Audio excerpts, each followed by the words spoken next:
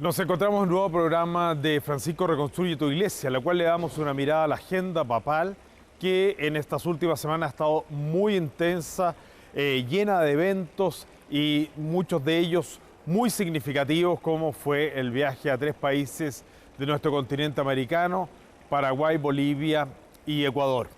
Comencemos primero en realidad con una pequeña recapitulación de lo que fue el lanzamiento de la encíclica ecológica sobre el cuidado del medio ambiente, el lugar donde tenemos para vivir, la conservación de la naturaleza, la encíclica Laudato Si.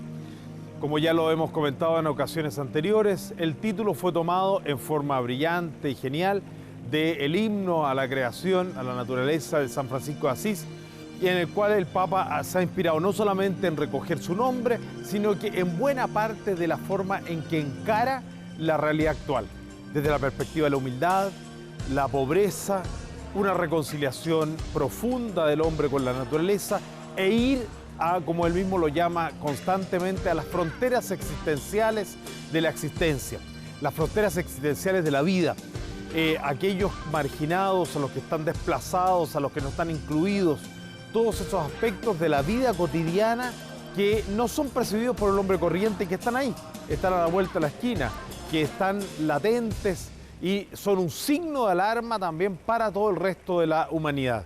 La encíclica Laudato Si dará muchísimo que hablar en los próximos, no solamente meses, sino que años.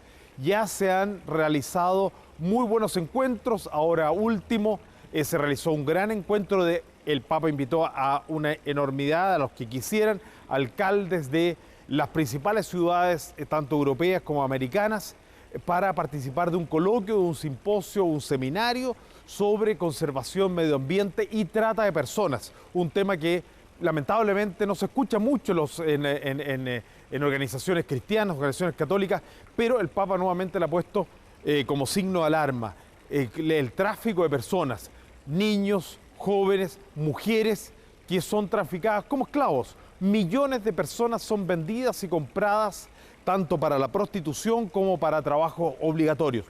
Muchos dirán, pero ¿cómo eso no ocurre? Sí, ocurre hoy en pleno siglo XXI. Pasa hoy, ocurre que hay personas que compran servicios de personas, servicios sexuales, pero también abusan en materia laboral. Bueno, de eso nadie ha dicho nada y es necesario, y el Papa, estamos muy preocupados de otros aspectos y lamentablemente ha tenido que venir el Papa a recordarnos que eso está ocurriendo ahora, hoy, y es una lacra que debemos abordar con mucha dureza y con mucha claridad. Y el segundo aspecto es el cuidado de la naturaleza, que también los alcaldes reunidos en el Vaticano han hecho propuestas concretas, porque al final del día lo que importan las palabras. Estamos cansados de tantos discursos, lo que se necesita son realidades, son acciones concretas que efectivamente aborden el tema del cambio climático, el calentamiento global, el exceso de basura. El Santo Padre ha hablado de hemos transformado el mundo en un gran basural. Pues bien, eso debemos rápidamente abordarlo para que las próximas generaciones se encuentren con un mundo vivible y que no se encuentre con un desastre o un mundo ya al margen, prácticamente en el colapso, que por lo demás ya estamos viviendo algo de eso.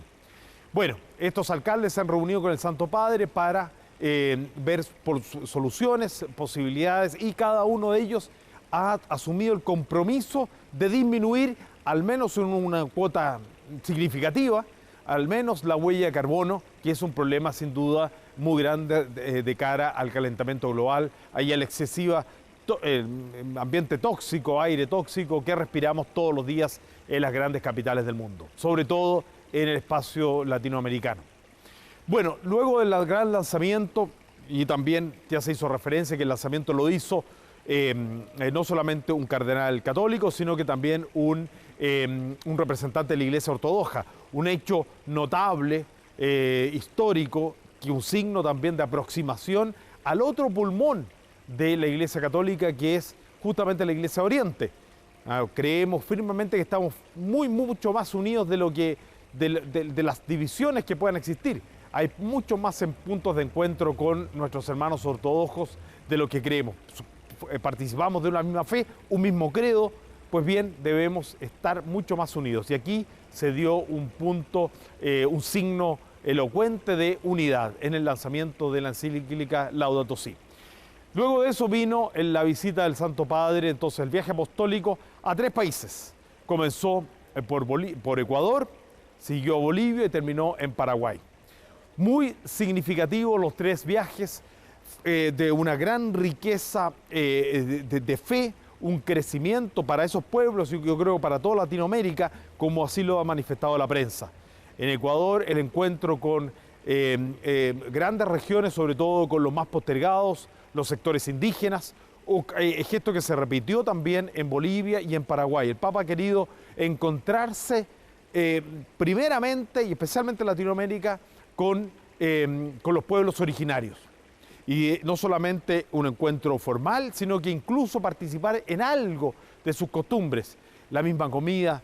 En los 3 países utilizó alguna prenda, prenda litúrgica con alusión a los pueblos originarios. Muchas peticiones se hicieron también en las lenguas locales, las lecturas, pasajes también de discursos que fueron en lenguas locales. Tanto que se le dirigieron a él, como él también hizo el gesto también de decir algunas palabras, ¿no es cierto?, en las lenguas locales. Bueno, son signos de que en realidad aquí ha habido en Latinoamérica una postergación de sectores de la sociedad que estaban antes de la llegada, antes del descubrimiento de América, antes de que Colón llegara a este continente. Ya había una enorme cantidad de personas, eran pueblos enteros que sufrieron lamentablemente, el Papa pidió perdón por ello, también expoliación, sufrieron no solo una conquista particularmente dura y sanguinaria. El Papa pidió perdón en varias ocasiones en este viaje. Y nuevamente animó, sobre todo a los jóvenes, a vivir la fe, a ser consecuente con ella y a anunciarla, a proclamarla. Quien ha recibido el don de la fe tiene una gran responsabilidad. De los 3 países recordó ahí también la importancia y la responsabilidad de una iglesia joven, una iglesia misionera, una iglesia que quiere estar en salida, de ir efectivamente a quienes están más postergados, a quienes se encuentran marginados. Bueno, todo eso lo mencionó el Santo Padre, lo recordó y también pidió, como siempre, que sigamos rezando por él. Tiene una gran responsabilidad como el pastor universal de la iglesia y también de cara a los próximos meses en que ya se acerca también el sínodo de la familia en Filadelfia y la visita a Estados Unidos junto con esa participación en el sínodo y una visita a Cuba.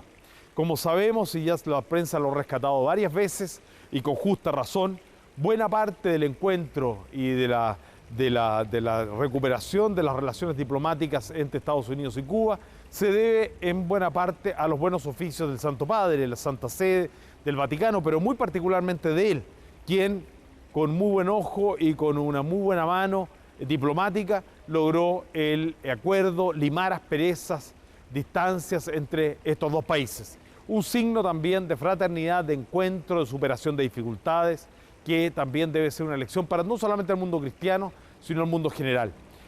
Y una última cosa, nos preocupa Medio Oriente, el Santo Padre lo ha pedido varias veces, oración por el Medio Oriente.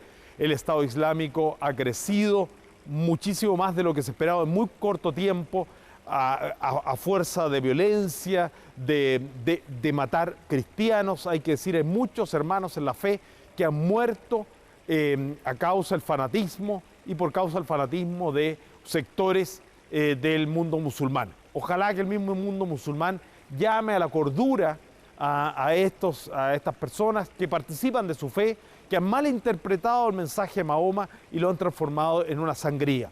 El Santo Padre ha invitado varias veces ya a acabar con la violencia, a jugarse por la paz, a decidirse realmente a responder a lo que Mahoma predicó tanto en el Corán como en su vida, que realmente el Islam es una religión de paz, es una religión de concordia, es una religión de tolerancia.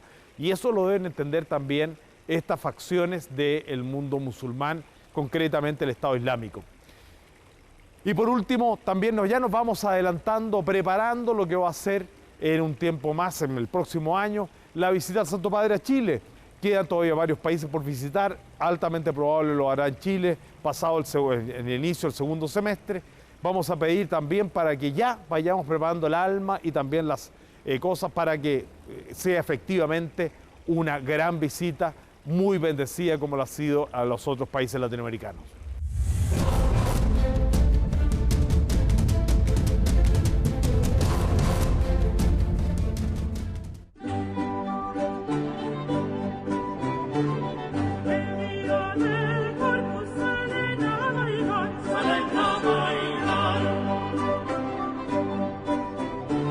En nuestro capítulo de hoy, del programa Los Caminos de la Iglesia, conoceremos el convento Corazón Eucarístico de Jesús de las Hermanas de la Congregación, Siervas del Espíritu Santo de Perpetua Adoración, así como a la hermana Teresita, superiora de la comunidad de Villa Alemana. Pero antes, ¿sabe usted cuál es la misión de las monjas y los monjes de clausura?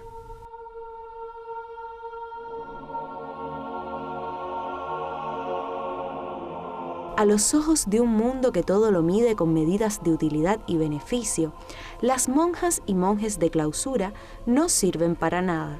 No tienen escuelas, no ayudan con catequesis o en la parroquia, no dirigen grupos juveniles, no dan clases en institutos o universidades, ni siquiera acogen o cuidan a enfermos o ancianos. En los monasterios de clausura masculinos y femeninos, solo rezan, se sacrifican y aman. Y es aquí donde radica su riqueza, su inmensa riqueza y valor. La oración de las monjas de clausura es como el corazón que bombea la sangre a todas las partes del cuerpo. Su presencia silenciosa y orante da vida a la Iglesia y además es un consuelo constante a Cristo. Arrancan de Dios a base de mucha oración, de mucho contacto con Él, de sacrificios, de enormes sacrificios, esas gracias que necesitamos todos. En medio de una vida de oración, de silencio, de recogimiento, de trabajo manual y físico, de penitencias corporales, estas almas van adentrándose en el corazón de Dios y gracias a esa intimidad con Él van haciendo de este mundo un mundo más humano y más de Dios. Nuestra sociedad es verdad que no va bien, pero iría mucho peor si en el mundo no hubieran monjas de clausura. La mejor prueba de para qué sirven los monjes y las monjas de clausura es visitarlos. En un mundo habituado a valorar y sopesar todo según el número de bienes que produce, nada parece más insulso e improductivo que una comunidad de personas dedicadas al servicio de Dios en la contemplación.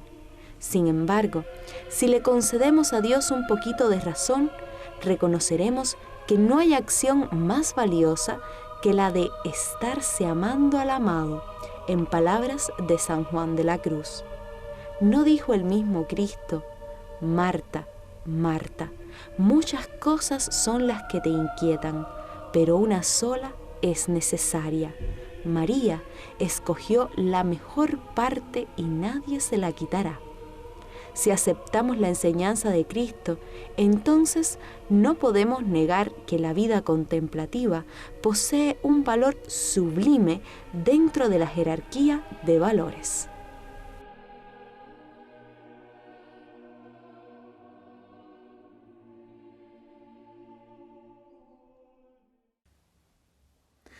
Muy buenas tardes, amigos y amigas. Un nuevo capítulo del programa Los Caminos de la Iglesia. Y siempre con un tema hermoso para reflexionar, para poder conversar. Hoy día estamos en un lugar muy especial. Estamos en el convento Corazón Eucarístico de Jesús de las Hermanas de la Congregación Siervas del Espíritu Santo de Perpetua Adoración. Nos acompaña la superiora de esta comunidad, la hermana María Teresita Hyde. Queremos conversar con usted, hermana, queremos compartir este momento con todas las personas que nos están viendo, para conocerlas un poquito más, para saber de su vida, de su vocación, de su carisma. Y para comenzar, quizás que nos cuente justamente cómo surge, cómo nace su congregación. Con mucho gusto. En la época de la Guerra de la Cultura, el Kulturkampf en Alemania, el fundador San Arnoldo Jansen, que era profesor de un colegio de niñas, pero muy amante del apostolado del Sagrado Corazón, recorría las distintas diócesis en Alemania y quería hacer algo en favor de los sacerdotes y religiosos que tenían que salir, se cerraban las parroquias, los conventos. Él pedía a los obispos la ayuda para que fueran mandados a las misiones. Bueno, como justamente todo se estaba cerrando, todo está cayendo, ¿cómo se le ocurre a él hacer algo nuevo? Justamente, por eso había que hacer algo nuevo. Entonces le decían que no, lo tomaron por loco, pero viene el obispo de China, de Reumont, viene de Hong Kong, entonces el obispo le dice, ¿por qué no lo funda usted? Y él se asombra primero de eso, no pensaba, pero igual sentía que algo tenía que hacer, tiene los primeros colaboradores, pero para empezar sale de Alemania, cruza el río Maas y funda en Steyl, en Holanda. Y tan gracioso como mirando hacia Alemania, la casa misional de los Verbitas, los padres del Verbo Divino. Al poco tiempo funda también, bueno, unos años, las Hermanas Misioneras, 1875, Verbo Divino, 1889, las Hermanas Siervas del Espíritu Santo, y 1896, entonces la clausura de un mismo grupo de las Hermanas Misioneras, porque se daba cuenta que ya las misiones en el mundo reclamaban más tiempo de oración, aunque las congregaciones tenían mucho tiempo de oración, también de adoración. Entonces, bueno, funda con las primeras 7 hermanas la rama de la clausura. Antes de iniciar fallece una de las hermanas, entonces son 6, y en la misma casa se divide un ala de la casa para las hermanas de clausura, y las otras estaban las hermanas misioneras. Y este convento específicamente es de clausura. Este convento es de clausura. Para que nos cuente un poco, para toda la gente que nos está viendo, ¿qué significa estar aquí? Y muchos se imaginan como que es una vida un poco rara, estar encerrado. ¿Cuál es su carisma principal? ¿Y por qué decide el fundador y usted estar aquí en este lugar y no salir al mundo, por decirlo de alguna manera, físicamente? Nosotros tenemos una frase que a los jóvenes les gusta mucho, que normalmente en un planiferio hay una frase que tenemos puesta y dice: aunque el mundo no los vea, aunque el mundo no nos vea, nosotras no lo perdemos de vista. Mire, muy bonita Porque frase. uno está justamente aquí para eso, con exclusividad. El carisma es contemplativo misionero. Dentro de la familia misionera a nosotros nos puso también esta consigna de las comunidades internacionales. Entonces nosotras podemos tener un destino misional a otro país para vivir como misioneras en la clausura, para la animación misionera de la Iglesia, la santificación de los sacerdotes, eso va directamente a nuestra profesión de votos. Y entonces en la vida de la clausura, dentro de una vida cotidiana, espíritu comunitario, de mucha oración, pero con la adoración perpetua. O sea, el carisma hace que cuando está el número conveniente de hermanas se pueda mantener día y noche sin interrupción la adoración al Santísimo Sacramento. Aquí está las 24 horas, todo el día, el Santísimo expuesto. Todavía no, porque nosotros somos ahora solamente 5. Tiene que tener un grupo número de laicos, bueno, con 12 o 13 se puede mantener Claro. día y noche la perpetua adoración. ¿Y esperan llegar a eso? Sí. Qué bueno. Sí. Y ahí, en este momento nos están ayudando algunas personas también a mantener la adoración durante el día. Los laicos que participan en la adoración durante el día comparten las gracias del carisma. La gente que lo entendió se llenó de alegría, y gente que antes había abajo en la casita nos acompañaba, fielmente vienen aquí también para continuar la adoración. O sea, su carisma es misionero. Es misionero. Es sí. misionero, porque lo que decías hace un momento, mucha gente piensa, se van a un convento, se encierran y como que viven un carisma un poco hacia adentro. El de ustedes es todo lo contrario, es hacia afuera. Hacia adentro y hacia afuera. Sí, digamos. es hacia adentro en cuanto a la entrega, al servicio de vivir en comunidad. de pasar desapercibido. Nosotros, por ejemplo, es una parte de la ofrenda también el éxito que uno puede tener en el apostolado. Nosotros desde la adoración estamos a la vez en todas las misiones del mundo, pero en un testimonio silencioso y a espaldas. Claro. Un poquito, ¿sí? Haciendo intercesión entre el altar y el pueblo de Dios. Sí. Y ese es el lugar que el fundador quería, no detrás de la reja, sino delante de la reja, entre el altar y el pueblo de Dios. Entonces, todos nuestros recibidores o también las capillas está así, entre medio, como intercesión. Muy bonita manera de expresar su carisma, su misión, digamos.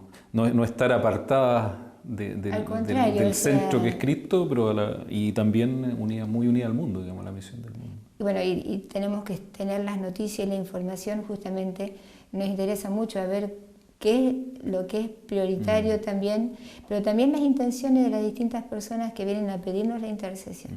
Usted, eso, quizá ya entrando en el día a día, usted lee noticias, se informan justamente para poder orar por lo que está pasando en el país, en el mundo, a la vez de recibir peticiones concretas, digamos, de las personas. Sí, aparte de las noticias del día que se ven una vez para saber en qué situación está el país y el mundo, y también las noticias diocesanas o de la Santa Sede, para poder avalar y apoyar. Y estar, claro, es que para eso se está. Porque a veces lo que dijo usted antes, padre, la gente piensa, ¿qué hacen las hermanas que no hacen nada? Y bueno, eso es, ¿no es cierto? Estar a disposición de intercesión todo el tiempo. Es una tarea muy importante, lo decíamos antes de empezar el programa, es como los camarógrafos, todos los que están aquí detrás, ellos están haciendo una tarea fundamental para que este programa pueda salir. Y no aparecen, están ahí detrás. Lo mismo, muchas veces ustedes están ahí como más silenciosas de alguna manera, pero es fundamental para la tarea de la iglesia. El trabajo cotidiano, o sea, los trabajos de la casa, artesanías, ornamentos, cosas sencillas que también las hermanas a la vez las hacen como una manera de continuar la oración, porque el carisma también tiene, no es de adoración perpetua del Santísimo, no, se perpetua adoración. O sea, salimos de la adoración, pero cada hermana en su rincón en la casa sigue en perpetua adoración, no importa la tarea que tenga, pero es mantener la unidad de vida durante el día y también durante la noche en ese ofrecimiento continuo por la obra misionera de la Iglesia y la santificación de los sacerdotes y todas las intenciones que lleguen. Entonces eso es importante también porque no siempre las niñas están conscientes de que uno puede realmente ser destinado, por supuesto que nos preguntan, puede ser destinado a otro país. Y a veces, ¡uy, pero qué bueno! Claro, qué bueno y qué difícil, pero bonito. Entonces las comunidades son internacionales. Con respecto a eso, ¿cuántas casas tienen en el mundo? ¿Cuántos conventos de perpetua adoración? ¿Y cómo llegaron aquí ustedes a Chile? Bueno, en el mundo son 23 casas, están repartidas en los distintos continentes. Aquí a Chile llegamos por una invitación de un grupo juvenil que lo perseguía a Monseñor Gonzalo para que nos invite, porque tenían una compañera del grupo que estaba en Córdoba haciendo su noviciado y la fueron a visitar como postulante antes ya, y ahí conocieron que les dio mucha impresión cuando tuvieron el primer recreo con la comunidad, la alegría de las hermanas, la obra misionera, toda esta. Entonces ellos empezaron a visitarlo a Monseñor para pedirle que viniéramos. Con una hermana llegamos la primera vez en el 2002.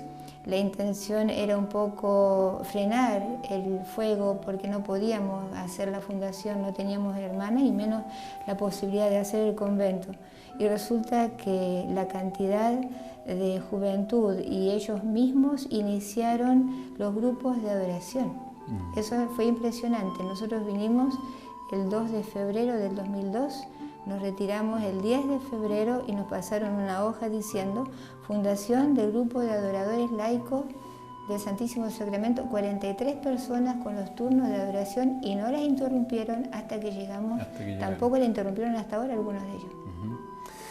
Y aquí, bueno, Villa Alemana es su lugar donde está este convento. Ustedes estaban en otro lugar y ahora hace poquito se han trasladado hasta este otro sitio, también en Villa Alemana, Seguramente fue muy difícil todo el proceso, el cambio, pero vemos que aquí hay un lugar hermoso, lo conversábamos antes con los amigos de las cámaras y producción. Se da el espacio como para oración, para el encuentro con Dios. Sí. ¿Ha significado también para ustedes este cambio? Bueno, aparte de lo difícil de un cambio, ese también encontrarse más cerca de Dios, quizá también en la naturaleza, en el ambiente. El primer tiempo, cuando nosotros llegamos en 2005, estuvimos 1 año y 4 meses viviendo en un departamento en el condominio Los Lirios, en un segundo piso, con un espacio pero fue una experiencia muy importante. Después pasamos a la casa que está abajo en la calle Santiago, que eran 120 metros construidos, y pasamos a estos 1000 que son considerablemente diferentes. Sí. Pero estos 10 años en la casita de la calle Santiago fueron inmensamente importantes en todo lo que significó la fundación, de profundidad en la oración, de sufrimiento, de todo lo que uno puede pensar que se puede ofrecer en sufrimientos para una fundación. No faltó nada.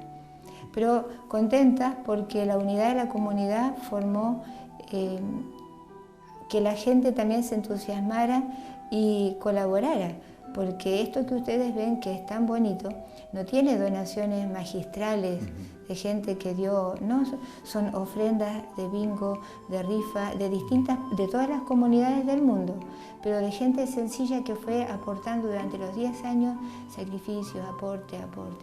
Qué bonito. Y eso es de todo, sí, una cosa muy bonita. Eso es muy bonito porque la gente lo siente casi también, siente que es su casa de alguna manera. Sí. Y eso los vincula mucho más fuertemente. Por eso que es importante para nosotros que lo sientan así, porque realmente es su casa. Nosotros, como dijimos antes, somos misioneras, pero esto quedó en la diócesis, esto quedó para Chile, esto es de aquí, sí, de la gente. Sí. Hermana, ustedes seguramente tienen, como toda religiosa, un proceso de formación. ¿Cómo es ese proceso? ¿Ustedes se basan en la Sagrada Escritura, en la teología, en la espiritualidad? ¿Cómo es la formación de una religiosa cuando entra al convento? Bueno, básicamente desde la palabra, la doctrina de la Iglesia, la doctrina de la congregación. El fundador fue muy simple, él tomó como la doctrina de la Iglesia, o sea, el catecismo, ¿sí? El catecismo a fondo en cada una de sus partes, pero desde la palabra. De hecho, la primera congregación, Verbo Divino, o sea, entonces, claro, sí, y de ahí la palabra. Pero el proceso de formación, cuando una niña ingresa, el primer año aspirantado, postulantado, 2 años de noviciado, y después los años de votos temporales. Los sextos normalmente son los perpetuos, pero como el acompañamiento va diciendo también cómo es el crecimiento de la persona, individual, hay personal. Diálogo, sí. Hermana, como decíamos hace un momento, mucha gente piensa que la vida en un convento es media rutinaria y por eso quizás muchas jóvenes como que dicen, no, yo monjita y menos de convento de clausura, digamos. ¿Cómo es el día, así a grandes rasgos, de una hermana de un convento de clausura y de ustedes? Lo que normalmente asusta es que nos levantamos a las 5 de la mañana. Claro, es un poco, pero se acostumbrará como toda persona. Pero bueno, por supuesto que el horario entonces también cambia para terminar el día. Empezamos con la oración de laudes, después tiempo de meditación antes de la Eucaristía, oficio de lecturas, tercia. Los tiempos de adoración empiezan entonces los distintos turnos de las hermanas para la adoración y las que no tienen adoración van a las distintas tareas que están adjudicadas porque también hay que ganarse el pan. Entonces claro, algunas de esas tareas son también como para mantener la vida del convento. Y después también, bueno, se interrumpe cada vez que está una de las horas litúrgicas porque tenemos las 7 horas durante el día repartidas. Entonces también después del almuerzo, también las tareas o la adoración, tratamos de que no se interrumpa. Los tiempos de oración personal, cada hermana también tiene su hora de oración personal. Y también está el tiempo de recreo, si bien durante el día está el tiempo de silencio y se interrumpe por cosas del trabajo, cosas que haya que decir, ¿sí? O la atención a las personas, pero después hay una hora de recreo, toda la noche normalmente después de la cena. Y durante el tiempo, durante el mes también, bueno, los domingos hay algún día libre de recreación. Bueno, y ahí sí que las hermanas aprovechamos. De conversar un poquito. Y bueno, y sobre todo comentar el ahí. signo, ¿no es cierto? El signo del hábito a veces llama la atención, porque es la alegría en el Espíritu Eso Santo. le iba a preguntar también, el color es bien especial, digamos. Tiene que tener es la alegría, o sea, la alegría en el Espíritu Santo y blanco por la pureza de la Eucaristía. Pero eso en los recreos se manifiesta plenamente. Qué bueno. Hermana, y quizás como un testimonio también más personal, su vocación, su propia vocación, ¿cómo surge? Si nos puede contar un poco. En mi juventud, muy Perdón, inquieta. usted es de Argentina. Yo soy argentina. Por su acento. Sí, soy argentina, sí. Nací en Pilar, provincia de Buenos Aires. En un principio, o sea, yo sentí mi llamado vocacional el día de mi primera comunión. Eso, clarito, a los 8 años. Yo quería ser de Jesús. Pero después, cuando uno va creciendo, se olvida de eso que estaba en el corazón, aunque estaba. Empezamos la escuela secundaria. Mi papá me había dicho, cuando yo le dije que quería ser monjita, cuando tenga 18 años me lo dice de nuevo. Mientras tanto, al secundario. En el secundario, trabajando en la catequesis, también en las actividades juveniles, en todas las cosas de la escuela, deporte, pero había algo adentro que no se podía callar. Entonces, con 19 años entré en la congregación misionera, en la rama activa, sin conocer la rama de la clausura, pero entre todas las actividades misioneras, tuve 15 años como hermana misionera. Algo había que era otra cosa. Entonces tuve la experiencia de poder ir a Roma a estudiar y allí en un retiro fue clarito. El paso por la congregación a la clausura fue clarito. Eso era lo que Dios pedía de mí, todo. No el éxito, era muy lindo el trabajo con los jóvenes, era muy lindo el trabajo con la gente, pero adentro era todo, todo. Y bueno, ese todo lo encontré en las horas de adoración frente al Santísimo, donde podía realmente sentir que estaba en todas las misiones del mundo a la vez con la intercesión. Entonces en el año, los superiores, como ya tenía votos perpetuos, me pusieron un tiempo para discernir. Entonces la espera se hizo larga, pero igual la paz continuaba y pude pasar a la clausura con una armonía y una conexión familiar muy grande con la familia misionera en el año 86, 1986 en Córdoba. Y bueno, después desde el 2002 que empezamos a venir aquí, fue la conexión con Chile y desde el 2005 estamos acá. Y desde 2005. ¿Y su familia de sangre, digamos, ahora después de...? Bueno, ahora vive solamente mi hermano, tengo un solo hermano que siempre me acompañó. ¿Y hay alguna conexión con él? Sí, bueno, por el momento por teléfono, claro. Ya vendrá. Pero mis padres, por ejemplo, mi mamá, al principio ella lloraba mucho porque decía, bueno, tengo solamente una hija mujer, si tuviera más hijas mujeres, ¿no es cierto? Pero bueno, y mi hermano varón nomás. Entonces, mi papá me dijo que él acompañaba de corazón lo que Dios pedía porque Dios era Dios. Mire. Mi papá había sido hermano misionero de la Congregación Verbo Divino, siempre muy vinculado con la familia misionera y trabajando como ministro de la comunión. Pero cuando yo le dije a mi papá del paso a la clausura, mi mamá ya había fallecido, entonces yo pensé, se va a asustar. Se lo dije, papá, quiero hablarle. Entonces me miró, se paró, y yo también me paré porque me sorprendí de su actitud. Me abrazó, me revolvió por la cocina y yo le dije, papá, me va a decir, es la alegría más grande y el regalo más grande que Dios me podía haber dado. Qué bonito. Entonces él me acompañó de corazón, mi hermano también. Así. Eso le dio tranquilidad a usted también, seguramente. Por supuesto. Qué sí, bueno. por supuesto. Hermana, ¿cuál es su vínculo aquí de la comunidad con, bueno, algo ya nos comentó con la comunidad externa, digamos? ¿Hay algún vínculo? ¿Viene a las misas? ¿Se puede venir sí, a la adoración? Sí, la gente puede participar en la misa, también en el horario de adoración. La misa en la semana es a las 8 de la mañana de lunes a sábado. El domingo es 9:45. Pero durante el día la gente también tiene acceso de venir entre las 9 y 11:30 en la mañana, entre la tarde las 16 a las 17:30 para dejar las intenciones o hablar con una de las hermanas. pero en sí desde las 8 de la mañana hasta las 6 de la tarde pueden venir Se siempre. puede venir a Sí, conversar, sí. a rezar. Claro, por eso, a rezar siempre, a conversar en algunas de estas horas entre medio, Claro. para que las hermanas puedan estar también con sus actividades y las horas litúrgicas. Y han tenido esos vínculos, seguramente también hay muchos testimonios de personas que antes también nos comentaban por ahí de que mucha gente su fe se ha reforzado mucho también por el vínculo con ustedes, Sí. con venir acá a orar, incluso hasta milagros han visto por ahí, algunas cosas. Hemos visto conversiones Sí, que sí. Dios hace frente a Él, ahí en el santuario, sí, muy grandes. Reconciliaciones muy importantes de familia, sí. También los jóvenes, o sea, también ahora hay una inquietud, hay algunas jovencitas viendo por su discernimiento vocacional y eso nos llama la atención, porque en el tiempo abajo, en la casita, del grupo que venían los jóvenes a rezar y a cantar, surgieron 6 vocaciones. Mire. 2 muchachos al sacerdocio y una carmelita, 2 hermanas para nosotras y las otras de vida activa.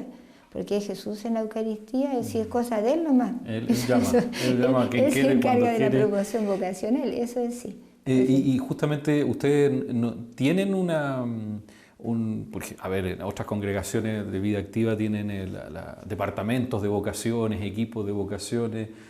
Quizás ustedes lo hacen de otra manera. El mismo testimonio, el estar aquí, va a los jóvenes de alguna manera enamorándolos de Eso primero, convencidísima de que el ver cómo se aman es lo único que atrae. Sí.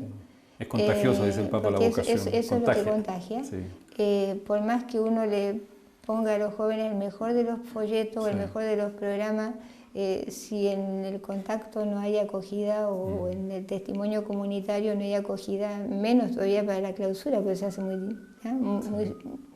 no digo difícil, pero... Se les hace un poco extraño. Ya. Sí. Entonces, sí, nosotros teníamos unos folletos y participamos en algunas cosas, estamos armando alguna página también para internet, porque estábamos medias desconocidas de ese tiempo, ahora como para podernos empezar a abrir un poco más en la información. Pero normalmente apuntaremos mucho desde la oración y el testimonio personal.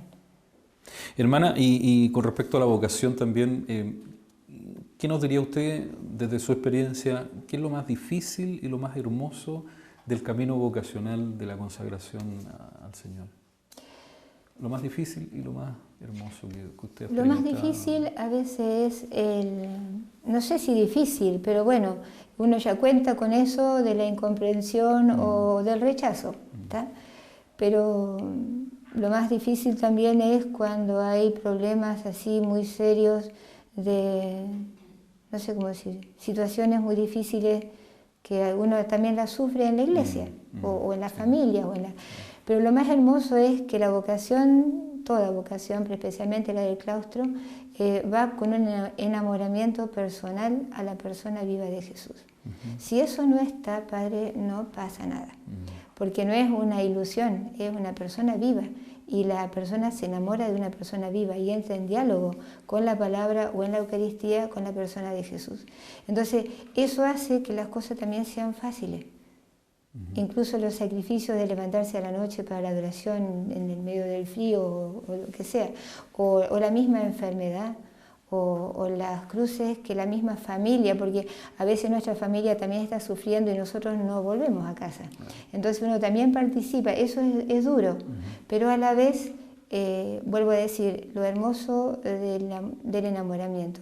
Y lo importante es que en el proceso de formación y después toda la formación permanente sea eso, un crecer en ese vínculo esponsal con la persona viva de Jesús.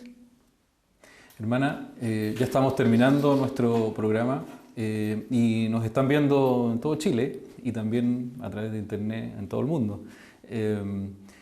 ¿Qué mensaje final usted desde aquí, desde este convento, desde este lugar, desde este centro de oración, podría dar a todas las personas que nos están viendo? Hay mucha gente que está pasándola mal, que está sufriendo, hay gente que está con dudas de fe, personas que también están con un corazón abierto para recibir a Jesús en sus vidas.